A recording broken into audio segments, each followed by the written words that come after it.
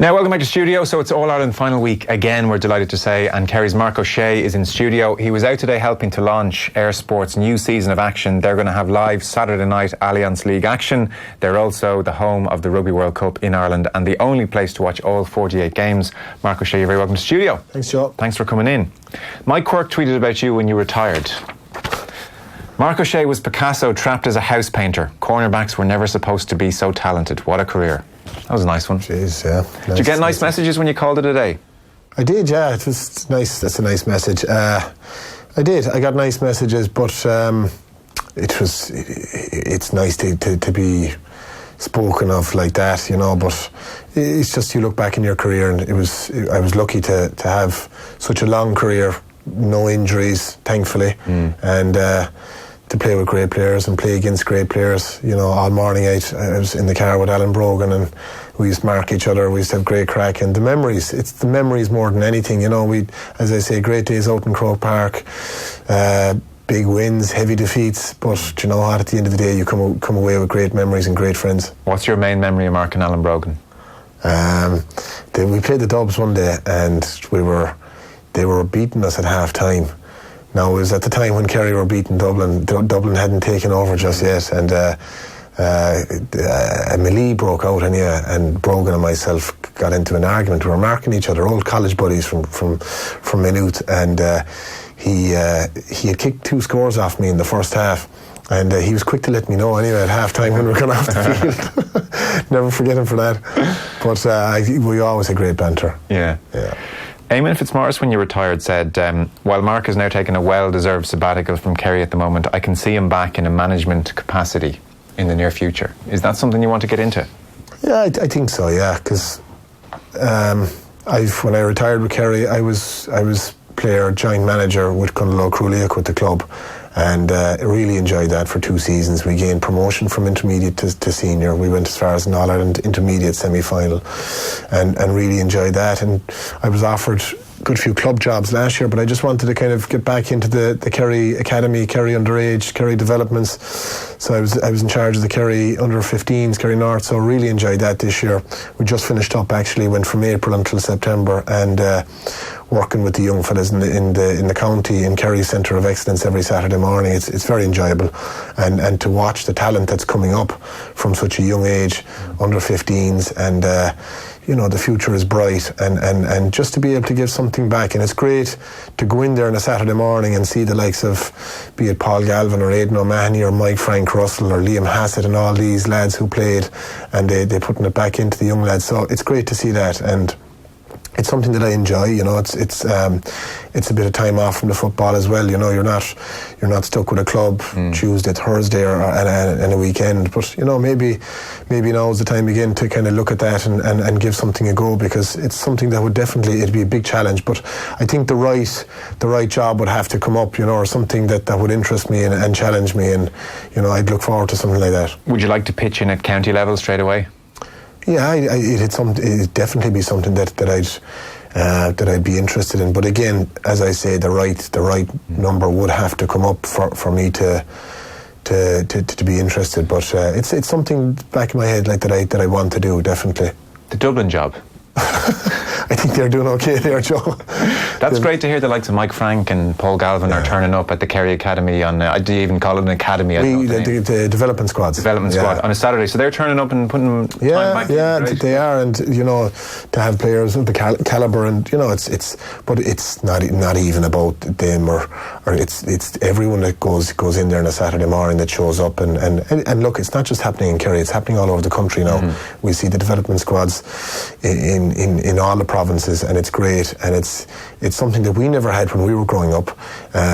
It was starting round about when I took off, but it was only maybe a weekend away with Kerry Under-16s or something like that. But now to have the young lads get into the environment where they're playing with the best players in the county, it brings them on, and if they can get experience in that, and then wearing the jersey, and you know, we played a few games this year against different counties, and it was a very enjoyable experience for the young fellas. Would you, as a player, have counted yourself as a tactical thinker about the game? Would you have sat and watched and analysed tactics, or were you more of a I just feel it, and instinctively I don't overthink it in that regard, because the game has gone so tactical obviously in the last 15 years. Yeah, it has. From my point of view, tactics certainly came into it. Where I was playing, it was just kind of trying to nullify my opponent and keep him quiet, and in the full back line particularly, and I'd go into I'd watch videos upon videos of who I'd be marking, and you know, the way they played, the way they turned when they got the ball, what legs they kicked with, were they good over their head. And something very interesting that I'd always keep an eye on is how they played in the previous game. So if we were playing Galway on maybe a Sunday, I'd be watching if they played Mayo the previous 2 weeks, how did this corner forward get on, and if they played poorly, I'd be getting worried, because I'd say this guy he's going to come out and show, because I often think that good players don't play bad twice.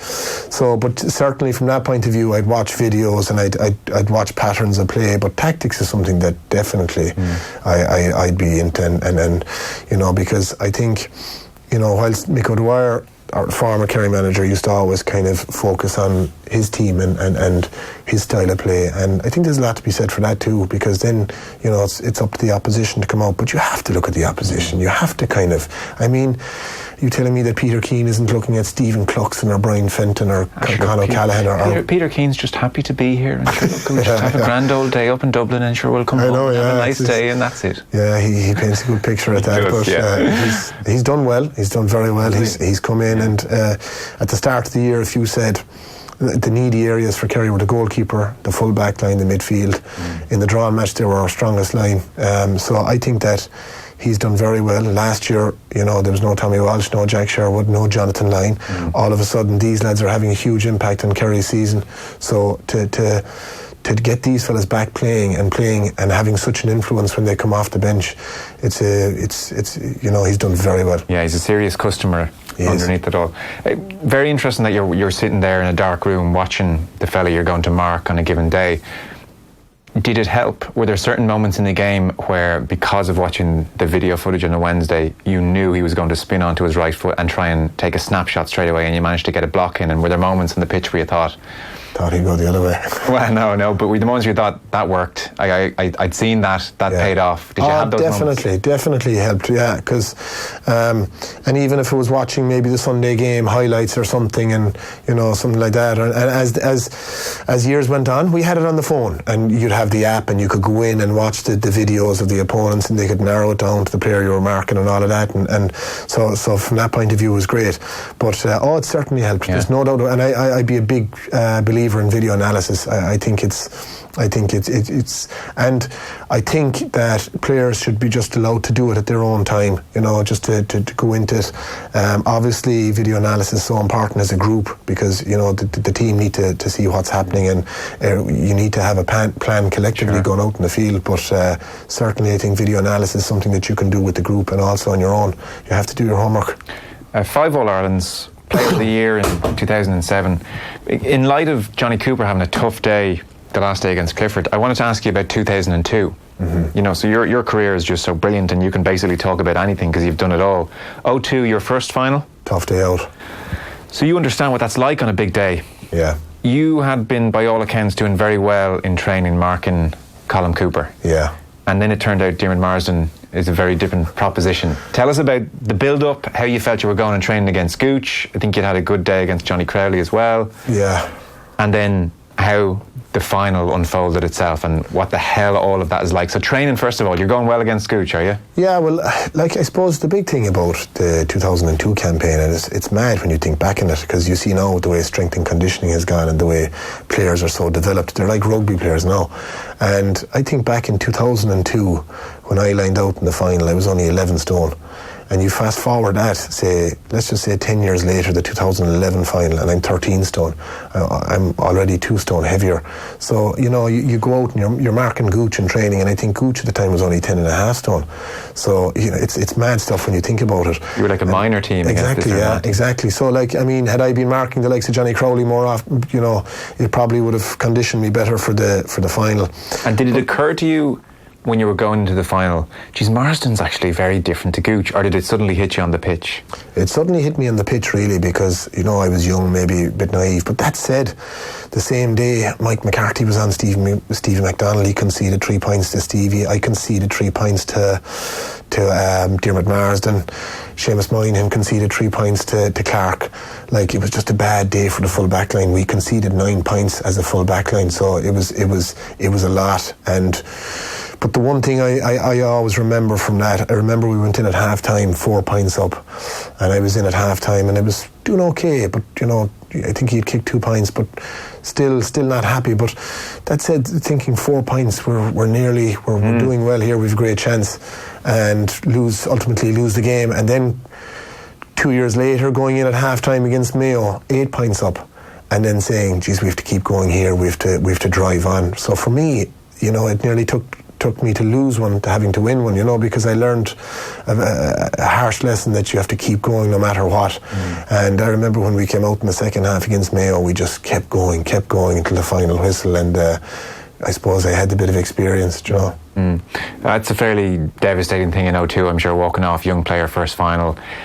Bit of a clean out by the standards you would set for yourself, and it's back to the drawing board territory almost. Yeah, it was a tough year. It was, I suppose, it was the year that we buried our dad as well. So it was tough from that regard in June, and you know, just Dara was captain, and it would be lovely if he had lifted Sam. But look, it wasn't to be for some reason. Things happen for a reason. Things don't happen for a reason. You get on with it, and you know. But it would have been lovely for Dara to lift the Sam. But look, Armagh's first win ever. It was amazing for them, and to see their supporters, and a serious team as well. Yeah, but you couldn't begrudge them. You know, no. They came out in the second half and they really went after it. And I think the goal was the big changing point in that game. You know, when they got the goal and they had the momentum, and a lot of what ifs. But you know, you just get on with it. Well, look, 5 All-Irelands in the end, it worked out okay.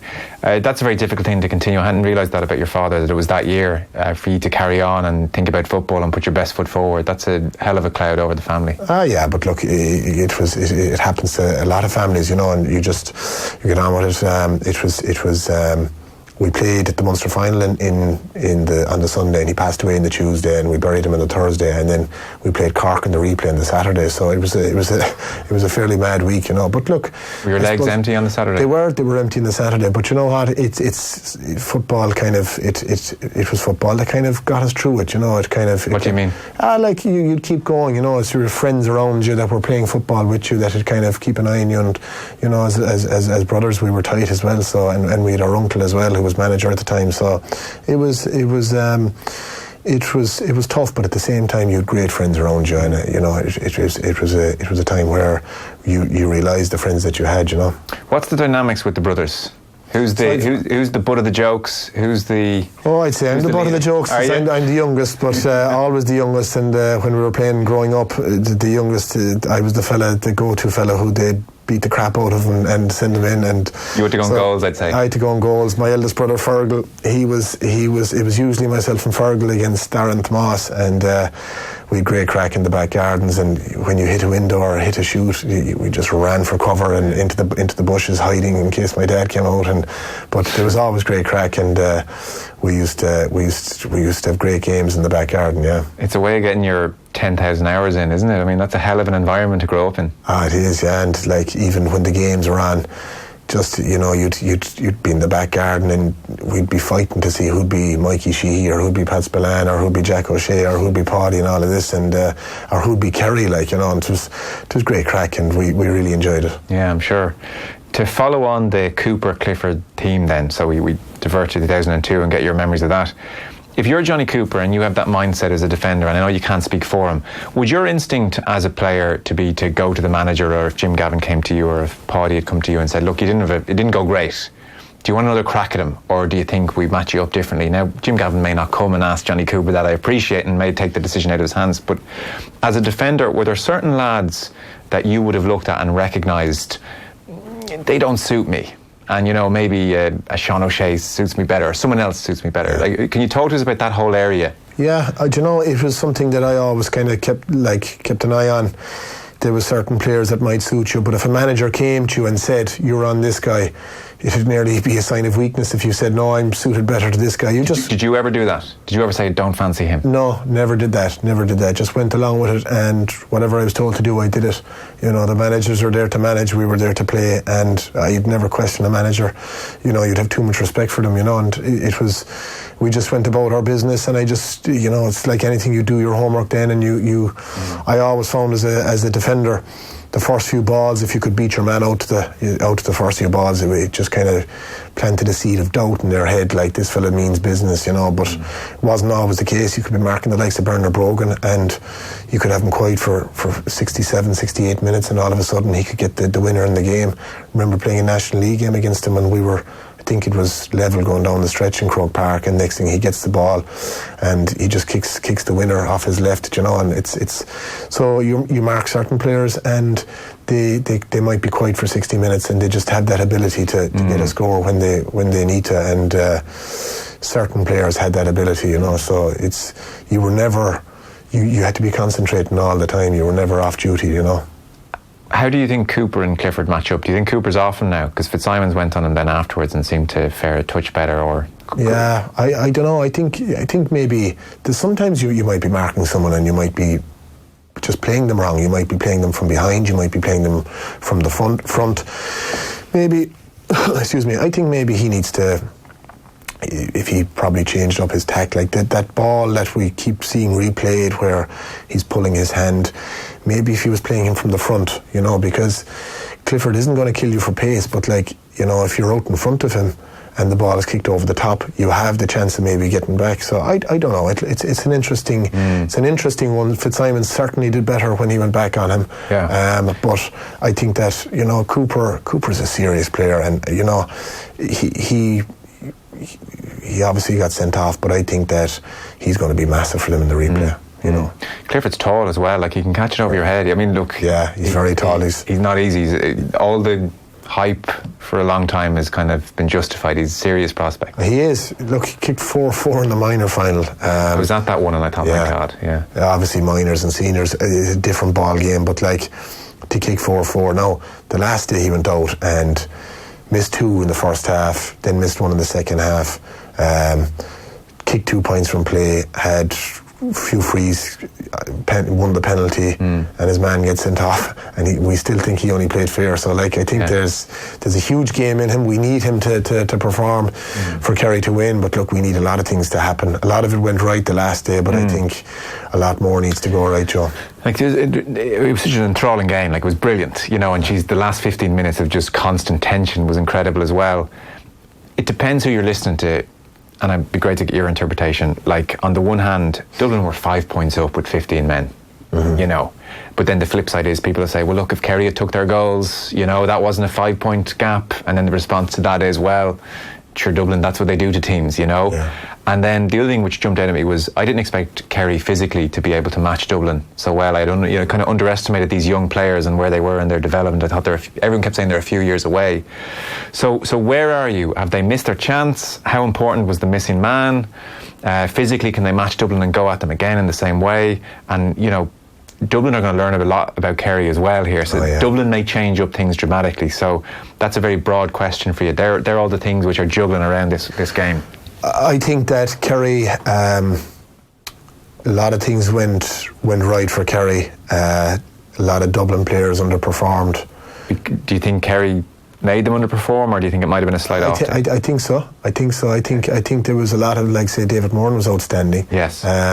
Jack Barry didn't allow Brian Fenton to breathe. There was times in the game where David Moran was on him as well, and he was just keeping a close eye on him. Kilkenny was quiet, Mannion was quiet, Con O'Callaghan was quiet. I'm a firm believer, though, that good players don't play 2 quiet games in a row. I think that they'll come back, and it was Jack McCaffrey the last day, it was Cluxton the last day, it might be 2 different guys the next day. Kerry will have to have a plan but to get back for it. I agree with everything you said. I think that Kerry didn't allow them to play, but that said, Kerry did miss a good few chances. The Gainey penalty, Gainey had a chance where McCarthy stopped it on the line. You had the Stephen O'Brien possibility, was it a penalty? So there's a lot of chances there that Kerry could have taken. But But again, they were down to 14, and in the last few minutes, you would have thought that it was Dublin that it was Kerry that had the 14 players. Such was the work rate of the Dublin team, and that's what they bring. They bring serious work rate. But look, a lot of these Kerry players are playing in their first All-Ireland final. That's gone now, so I think that'll stand the likes of the Cliffords, the Sean O'Shea's, even though it didn't seem to faze those lads, but it'll stand them. So I think that it's all to play for. Cluxton, as I say, was outstanding. Shane Ryan was very good. Kerry went out to beat Dublin. They took them on at their own game. They pressed high up. They pushed their players up. We've seen the analysis on how Kerry were cheating off the full forward line, pushing out. But, Dublin were doing the same thing. There was one stage Cluxton was on Tommy Walsh, so Dublin were doing the same thing. So the two teams were really going for it, and that's great to see. And that's why we're all going away from the game saying it was fantastic. There was loads of mistakes, but it was a fantastic game, and I think you'll see more of the same the next day. If a lot of things, I said it all week, a lot of things have to go right for Kerry to win. I think Kerry need to be playing 90% plus to win. Dublin could nearly be playing 70-75% to win, but I think everything has to go right for Kerry. If it does, and if we take those chances that we missed, I give ourselves a great chance. What's your analysis of the closing 8, 9, 10 minutes, the 7 minutes of added time, and then the few minutes before that? Did Kerry just say, let's try and hang on? Did they run out of steam in some way, or? I don't think so. I think that, in years past, when we were playing Dublin, where they had you was you'd match them for 65 minutes. They'd empty the bench, and the fellas coming off the bench were having a huge impact. You look at Kerry, and this is why I give Peter Keane massive credit. Tommy Walsh is coming off the bench. He actually ended up playing, I'd say, close to 30 minutes, because he came on in the 50th, and there was 79 minutes to game. So he had a huge impact. Killian Spillane kicked the goal in the point. Jack Sherwood came on. He had a big impact. So all the subs that came on, they're now, you look at the subs that came on, while McMenamin worked really hard. Connolly, I think you'll see the likes of Connolly coming on earlier. I don't think he's going to start them. We've all seen that programme doing the round of Connolly picked at 7, which is fake news, apparently. Fake news, and we see the latest one of Tommy Walsh playing at full back for Kerry. So it's mad stuff. But I think that now where Kerry have gone up a gear or two is that the subs that they're introducing are having as much of an impact, if not more, than the dubs. Now, the turnovers is something that Kerry are going to have to look at going down the stretch. 5 turnovers, that's where Dublin really came of age, and that Kerry can't afford to do that. I think if we had cut down on those, and David Moran, who was, with the exception of Jack McCaffrey and Cluxton, man of the match, he was outstanding. He even had a turnover towards the end where Dublin got the ball and went down the field. So, but that said, when they did come down the field, there was this just solid unit at the back, as there was for Dublin on the other side. So, it's a game of chess, and I think it's going to go right down to the wire again. Do you? Because my final thing was going to say, you don't think a 5, 6, 7 point margin is what we're looking at here? You think this is going to be this is a real on a knife edge kind of situation? Yeah, look, I was in the draw match. I was going up in the car and I was looking at the two teams and the way the papers do the analysis on the age profile and the heights and the weight and all of that. And I was looking at Dublin. They were like 25, the team itself, and the subs 31, 32, and Kerry were coming in at 21, 22. A few lads 26, and David Moore, obviously the oldest. But the big thing for me is that these lads, when you're 21, 22, there's no fear, you're just going for it. And in previous years, as I said, when we were going down the stretch in 2013, it was one of the best games they said since 1977 semi-final Kerry-Dublin, and we were really close to Dublin that day. The game could have gone either way. And then towards the end, the game, Dublin win by 7 points, but it wasn't a kind of a fair reflection of how the game went. Now, the last day, Dublin were up 5 points. It was Kerry who came back. So I just think that these lads are showing no fear. They're going for it. And you know what? With a bit of luck, the last day they would have got over the line. I think, again, I think there's huge belief within the camp. And I think that counts for a lot. And once these fellas have that belief, which I think they have, that'll really stand to them. Yeah, well, hopefully it lives up to expectation. I'd say actually in the county, to wrap up, there's probably an extra bit of, maybe some people didn't realise how close this was, because by all accounts in the build-up to the first game, there weren't flags everywhere, there wasn't maybe the same hype. I'd say now that's been turned up a little bit the last couple of weeks. Have you noticed that? Look, it's all we talk about in Kerry is football. They're even changing mass times to 4:30 and 5 o'clock. So it's great. We're excited about the replay, and we're really going to go for it, hopefully. And these young lads, we've seen what they've been able to produce. There was times where we were chatting about Declan O'Sullivan and Gooch, and now the talk is Sean O'Shea and Clifford, and it's new times. These lads, they've won minors, but now they're coming of age, and hopefully now there's one big game on Saturday. Yeah, it should be good. Listen, thanks so much for coming in. It's great to have you in. That's Kerry's Marc O Se. He was launching Air Sports' new season of action today. They've got live Saturday night Allianz League action. They're home of the Rugby World Cup, all 48 games live. Mark, cheers. Enjoyed Saturday. Thanks a million. Cheers.